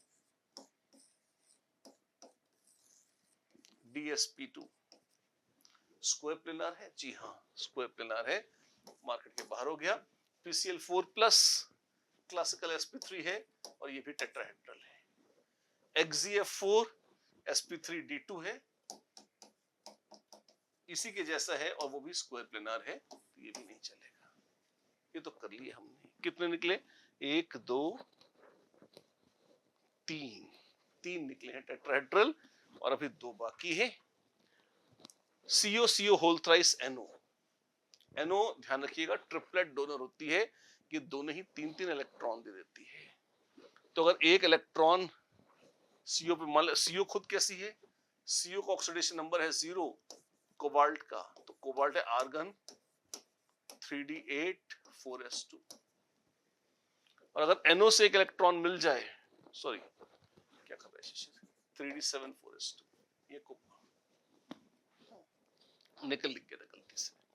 और अगर NO ने एक इलेक्ट्रॉन दे दिया और ये सब स्ट्रॉन्ग फील्ड लिगेंड्स हैं, पुश करेंगे तो 9 इलेक्ट्रॉन तो खुद के हैं, एक NO ने दे दिया क्योंकि वो एक इलेक्ट्रॉन ऐसे ट्रांसफर कर देती है, तो D10 हो जाएगा। अंदर D10 हो जाएगा तो यही बैठ जाएगा। आगे आपके पास 4 ऑर्बिटल खाली हैं। फिर से ये क्लासिकल sp3 अच्छा केस है। कई सारे ज्योमेट्रियों में जितने वेरिएशन हो सकते थे सबके उठा के यहां भर के तड़के लगाए उन्होंने। ठीक है। तो अभी तक 4 कल्प्रिट्स पहचान में आए और अब देखते हैं 5वें को, जो सबसे ग्लैमरस है, कोबाल्ट का टेट्रासाइनाइडो कॉम्प्लेक्स। अब जेई को क्या एक नया शगल आ गया है दिमाग में, इमेजिनरी फफूंदिया कंपाउंड्स देने का। उसी के अंतर्गत इन्होंने इसको खोजा है। इससे मिलता जुलता कौन था? COCO4 टेट्राकार्बोनिल कोबाल्ट, जो कि मोस्टली डाइमर फॉर्म में रहता है, CO2 CO8 की फॉर्म में। तो अगर आपको ज्योमेट्री वैसे देखनी है तो दोनों की सिमिलर ट्रेंड्स पर होनी चाहिए। ये कैसी है, आइए एनालाइज करते हैं। कोबाल्ट खुद कैसा है? ऑक्सीडेशन नंबर कोबाल्ट का यहाँ 0 है, तो कोबाल्ट है आर्गन 3d7 4s2। साइनाइड या CO स्ट्रॉन्ग फील्ड लिगेंड्स हैं, अंदर ढकेल देंगे इलेक्ट्रॉन्स को। 1 2 3 4 5 6 7, ये 3d7 4s2 ये ग्राउंड स्टेट है। और जब ये जोर लगाएंगे साइनाइड जहरीले, तो 1 2 3 4 5 6 इसको पेयर कराएंगे, इसको अंदर धकेल देंगे। ऐसा करेंगे क्या? देखते जाइए। ये हो गया, ये तो पेयर हो जाएगा। अब ये जो स्टेटस है ये संदिग्ध है। क्यों? अगर ये ऐसे ही रह गया तो बाबू अब आपके पास बाहर यही ऑर्बिटल खाली है, इनसे 4 लोन पे लेने के लिए, तो ये होगा sp3 और टेट्राहेड्रल। हाँ जी। और एक संभावना और है, क्या? इनके धक्के से अगर ये अंदर चला गया, जगह का अंदर कुछ भी करोगे, इसको उठा के बाहर फेंक दीजिए, इसको उठा के बाहर फेंक दे, मेरे पास ये जगह खाली हो गई और ये हो गया DsP2 और ये हो गया स्क्वायर प्लेनार। हाँ जी। एक बात बोलो, क्या होगा? एक्चुअली एक बात है नहीं, सच तो ये है कि स्ट्रॉन्ग फील्ड लिगेंड्स के साथ ये संभव है कि एक प्रमोट हो जाए और ये DsP2 के स्क्वायर प्लेनार हो जाए। लेकिन साथ साथ ये भी है कि अगर कोऑर्डिनेशन नंबर 4 होता है तो इस तरह के प्रमोशन की टेंडेंसी बहुत कम होती है। अगर कोऑर्डिनेशन नंबर 6 होता तो फेंक देते, कोई दिक्कत ना आती। 4 में इस तरह की हरकतें करने की टेंडेंसी कम होती है क्योंकि क्रिस्टल फील्ड स्प्लिटिंग इतनी शानदार नहीं होती। तो सच तो ये है कि ये एक ट्रांजिएंट कंपाउंड है। ये जो स्पीशीज बनेगी ये कायदे में सॉल्यूशन में अल्टी-पल्टी मारती रहेगी। सर्टेन टेम्परेचर्स और कॉन्सेंट्रेशंस पर ये टेट्राहेड्रल हो जाएगी और सर्टेन कॉन्सेंट्रेशंस और टेम्परेचर पर ये स्क्वायर प्लेनार भी हो जाएगी। एक बात नहीं है, ये कभी हां कभी ना है।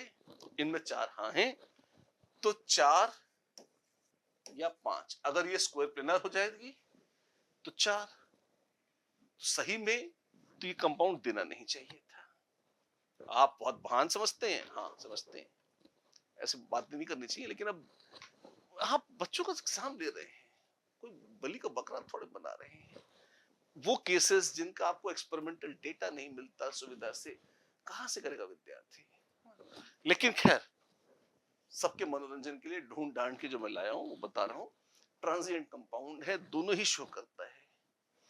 तो 4 या 5 दोनों ही आंसर सही हैं, क्योंकि इसको गिन भी सकते हैं और नहीं भी गिन सकते हैं, इसलिए एक नहीं दो आंसर होने चाहिए इसके, ये बता रहे हैं। टफनेस लेवल कैसी थी? अच्छा था क्वेश्चन, मतलब वैरायटी बहुत खोज खाज के लाए थे।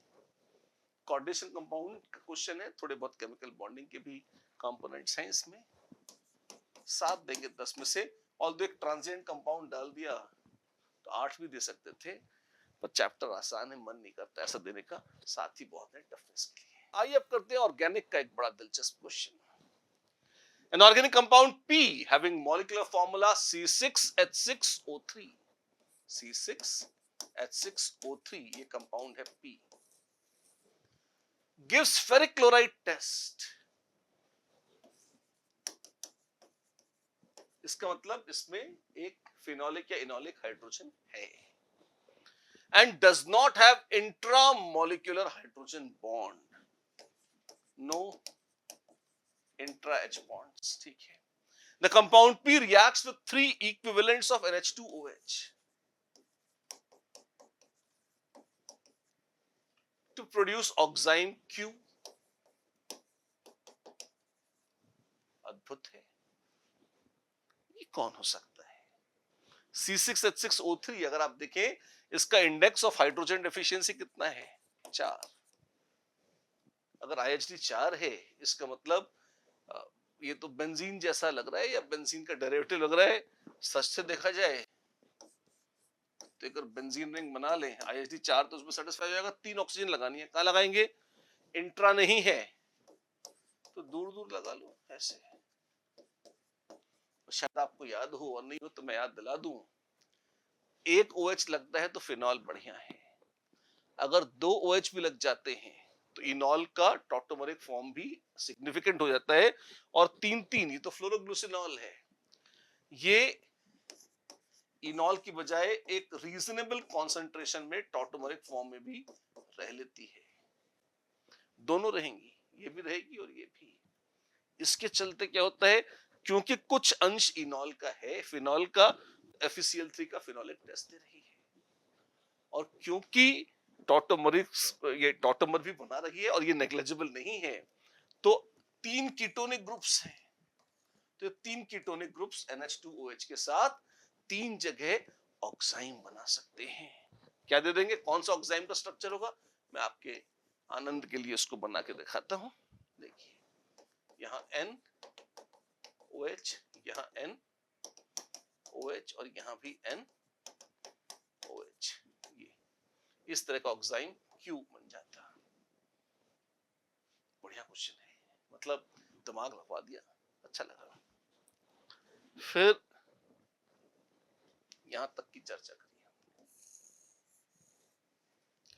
Treatment of P with excess methyl iodide in the presence of KOH। अब इसमें KOH और excess CH3I से ट्रीट किया।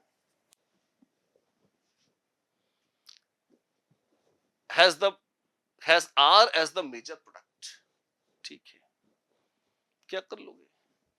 अब देखो, सच तो ये है कि जब बेस डालोगे तो OH से भी H+ निकल सकता है, मना नहीं है, पर जब मिथाइल आयोडाइड डालोगे, मिथाइल आयोडाइड ऐसा है जिसके ऊपर न्यूक्लियोफिलिक अटैक मारे जा सकते हैं। अटैक कार्बन से फेवर होता है या ऑक्सीजन से? न्यूक्लियोफिलिक अटैक कार्बन से ज्यादा फेवर होता है बजाय ऑक्सीजन के। तो आप पाओगे, ठीक है, कि आप भले यहाँ O- बना लो या यहां से H+ निकाल लो, कुछ भी कर लो। जैसे थोड़ा सा ढंग से बताता हूं ताकि आप कंफ्यूज ना हो कि मैं क्या बोले जा रहा हूं अपने आप से। देखिए, अगर आप इसको ऐसा मानते हैं कि H+ यहां से निकाला, तो प्लीज अंडरस्टैंड ये एम्बिडेंटेट न्यूक्लियोफाइल है। क्यों? क्योंकि इसमें एक कंट्रीब्यूटिंग स्ट्रक्चर ये भी है बाबू।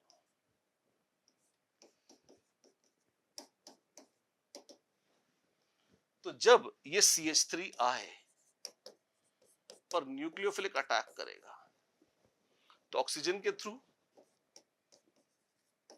या कार्बन के थ्रू, दोनों से कर सकता था। हाँ जी, फेवर क्या होगा? न्यूक्लियोफिलिक अटैक वहां से फेवर होगा जिसकी न्यूक्लियोफिलिसिटी ज्यादा है, और कार्बन सेंटर्ड रेडिकल की न्यूक्लियो एनायन की न्यूक्लियोफिलिसिटी बहुत ज्यादा है बजाय ऑक्सीजन के। तो ये नहीं, ये फेवर्ड है। वाओ, तो क्या होगा? तो बाबू होगा ये कि अगर तुमने इसको ऐसे बना भी लिया तो यहाँ एक एच निकल के यहाँ मिथाइल लग जाएगा। अच्छा, और पिक्चर अभी बाकी है मेरे दोस्त, एक्सेस किए हुए एक एक एक, इसको 3 मिथाइल लगने से तो कोई रोक ही नहीं सकता।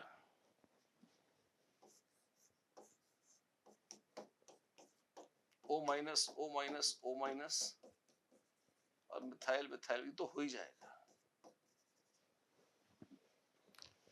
उसके बाद पीड़ा होगी जरूर। क्या पीड़ा होगी?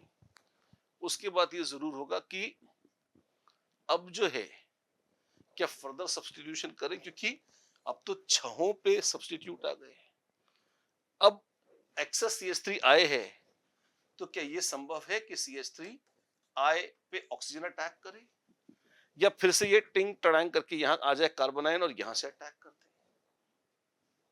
सच तो ये संभव दोनों ही है। आप पाओगे कि डाइमेथाइल सब्स्टिट्यूशन भी कोई बुरी ऑप्शन नहीं है, दोनों ही संभव थे। मान लो कराते हैं, फिर क्या होगा?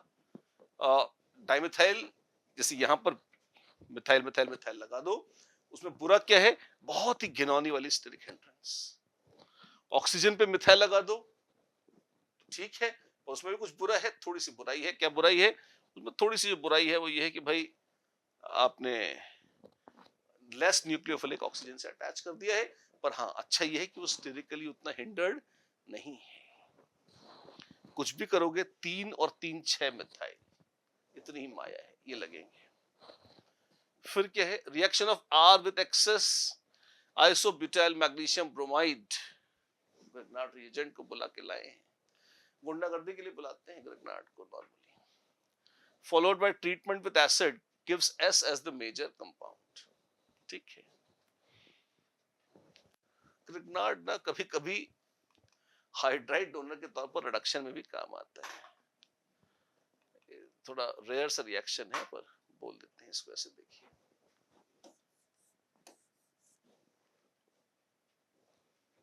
जैसे हम कह रहे थे कि मिथाइल मिथाइल और मिथाइल तो लग चुका, और आपके पास जो था,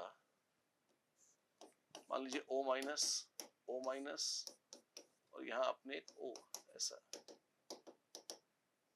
सॉरी, आपने यहाँ पर ये माइनस लिया डॉट माइनस करके, और फिर CH3 आए ऐसे अटैक कर दिया। तो आपके पास जो संभावना है बनने की महाघिनौना, ये कुछ भी बन सकता है भयानक रूप से, एकदम गदर बचा रखा है आपने। लेकिन एक्चुअली 3 ऑक्सीजन क्या बेंजीन रिंग को इतना इलेक्ट्रॉन रिच कर देती है, इतना आंदोलित कर देती है कि वो वैसे पागल हो चुका है, कर देगा अटैक। और इस पर बदतमीजी है कि आप इसमें आइसोब्यूटाइल मैग्नीशियम ब्रोमाइड डाल रही है। क्या हो सकता है? कुछ नहीं होगा। क्या आप इसको यूज कर सकते हैं ऐसे हाइड्राइड शिफ्ट में, इंटरमॉलिक्यूलर हाइड्राइड ट्रांसफर। जी हाँ, ऐसे। तो ये तो चुपचाप अल्कीन बन जाएगा, और बाबू इसको O माइनस कर लो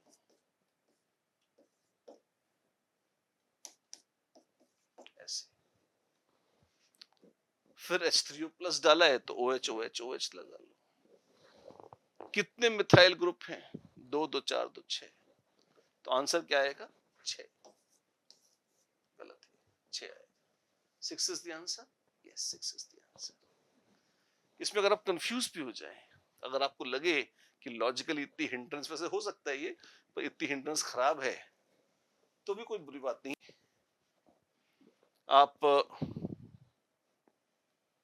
3 तो लगा ही चुके हैं, 3 ऑक्सीजन पे लगा देंगे तो भी 6 बन जाएंगे। कुछ भी हो, आंसर तो 6 ही आएगा। बढ़िया है, मस्त है। कैसा था? डिसेंट क्वेश्चन था, बहुत बुरा तो नहीं था, इनफैक्ट थोड़ा ठीक ही कहेंगे कि वो पहली बार आपने वो फ्लोरोग्लूसिनॉल को देखा जेई में, यही नहीं उसके टॉटोमरिक फॉर्म को ऊट पटांग टेस्ट कराते हुए देखा। 8 नंबर देंगे 10 में, खून ठीक ठाक किया है। अच्छा, ये जो पैराग्राफ क्वेश्चन है ऑर्गेनिक का, बड़ा बेहतरीन क्वेश्चन है, बड़ा इंटरेस्टिंग भी है और कुछ ज्यादा ही इंटरेस्टिंग है। इसको हाईलाइट करने के लिए हम अलग वीडियो में इसको सेपरेट करके डाल रहे हैं, वहां देखिए इसे। फिलहाल आते हैं अगले क्वेश्चन पर। और फाइनली क्वालिटेटिव एनालिसिस का एक क्वेश्चन, एक नहीं 2 क्वेश्चन, आसान है। कौन से, आइए देखते हैं। When potassium iodide is added to aqueous solution of potassium ferricyanide, potassium iodide है Ki, उसको K3 FeCN6 में डाला, a reversible reaction is observed in which a complex P is formed. वल्लाह, क्या होगा? फेरिसाइनाइड रिड्यूस हो जाएगा बाबू और बनाएगा ferrocyanide, and I minus will be oxidized to iodine.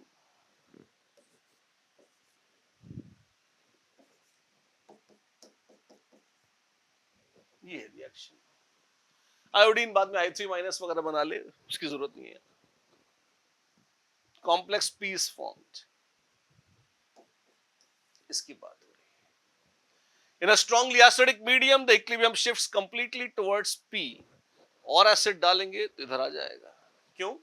Basic medium में आयोडीन अनस्टेबल होती है, रिएक्ट करने लगती है, तो बेस डाल देंगे तो वापस आ जाएगा। एसिडिक में मजा आ रहा है, जा रहा है, ठीक है। Addition of zinc chloride to P in a slightly acidic medium results in, लो कर लो बात, ZnCl2 डाल देंगे तो आपको मिलेगा K2 Zn3 FeCN6 whole twice. JEE का बड़ा फेवरेट प्रेसिपिटेट है, मिल जाएगा। ये है cubes, dirty white precipitate. The number of moles of Ki required to produce 2 moles of P is, लो कर लो बात, 2 moles of P है, कितना Ki चाहिए? 2 moles चाहिए। धत्तरी, ये तो एक क्वेश्चन हो गया। हाँ हो गया। अगला क्या है? The number of zinc ions present in molecular formula of Q is, वो K2 Zn3 FeCN6 whole twice है। कितने जिंक हैं? 3 है बाबू, 3 ऐसे। वैसे एक लैब मैनुअल जो इशू करी है ना एनसीईआरटी ने, उसमें Zn2 FeCN6 होल ट्वाइस का प्रेसिपिटेट बनवा रखा है, उसके हिसाब से 2 होगा आंसर। पर क्योंकि जेई का पुश्तैनी प्रेसिपिटेट है, अगर जेई मेन में पूछा होता तो 2 और 3 में कंफ्यूजन होता, दोनों का रोना पीटना मचता है। पर एडवांस वाले अगेन बहुत ढोल पीटते हैं एसपीपीटी का, कई बार पूछा है, 3 ही देंगे आंसर। ये आंसर इज 3। क्वेश्चन कैसा है? आसान है, मतलब रूटीन क्वेश्चन था, तो कोई बहुत ऐसा टिपिकल या टफ नहीं है, अच्छी बात है। क्वालिटेटिव में भी दोनों क्वेश्चंस 4 या 5 आउट ऑफ 10, पहले को 4 दूसरे को 5 दीजिए, मॉडरेट से हल्के ही थे, थोड़े इजी लेवल क्वालिटेटिव ऐसा। भाई लोग, ये था IIT एडवांस्ड केमिस्ट्री 2024। बहुत पॉपुलर आदत हो गई लोगों की कि वो कहें कि केमिस्ट्री तो मॉडरेट थी जी, इजी थी जी। किसी भी कोने से पेपर इजी नहीं था। ऑर्गेनिक शानदार थी, फिजिकल में 1-2 क्वेश्चंस अच्छे थे, काफी अच्छे थे, जैसे इलेक्ट्रोकेमिस्ट्री वाले क्वेश्चन अच्छा था। इनऑर्गेनिक में भी एक जो PCl5 वाला क्वेश्चन था, शानदार क्वेश्चन था। तो जेई ने स्टैंडर्ड मेंटेन करके रखा है, मॉडरेट से थोड़ा टफ ही कहेंगे, इनफैक्ट रीजनेबली डिसेंट पेपर था। किसी भी सूरत में अगर आपने एडवांस के लिए पढ़ाई नहीं करी है तो ये केमिस्ट्री का पेपर आपसे नहीं हिलेगा। अच्छा पेपर था केमिस्ट्री का IIT जेई 2024 एडवांस का। मुझे उम्मीद है कि सॉल्यूशंस आपको मदद करेंगे कॉन्सेप्ट्स को समझने के लिए और सब्जेक्ट को कंसेप्चुअली अप्रोच करने के लिए। और अगर पीवाईक्यूज के तौर पर आप इनको देख रहे हैं तो ये सॉल्यूशंस निश्चित रूप से आपकी हेल्प करेंगे। जो मेथड इनमें हमने यूज किया है सॉल्व करने का, वो मेथड विद्यार्थियों को, बाकी सबको भी गाइड करेगा प्रॉब्लम्स की अप्रोच को समझने के लिए। ऐसे ही केमिस्ट्री की कहानी सुनते रहनी है। आईडी जेई के लिए, नीट के लिए या किसी भी काम के लिए आपको ढंग से कंसेप्चुअली डेप्थ में जाके केमिस्ट्री पढ़नी है तो आइए व्यास सर्टिफिकेशन पर और ज्वाइन कीजिए हमारा ऑनलाइन प्यारा प्यारा course. All the best, have fun.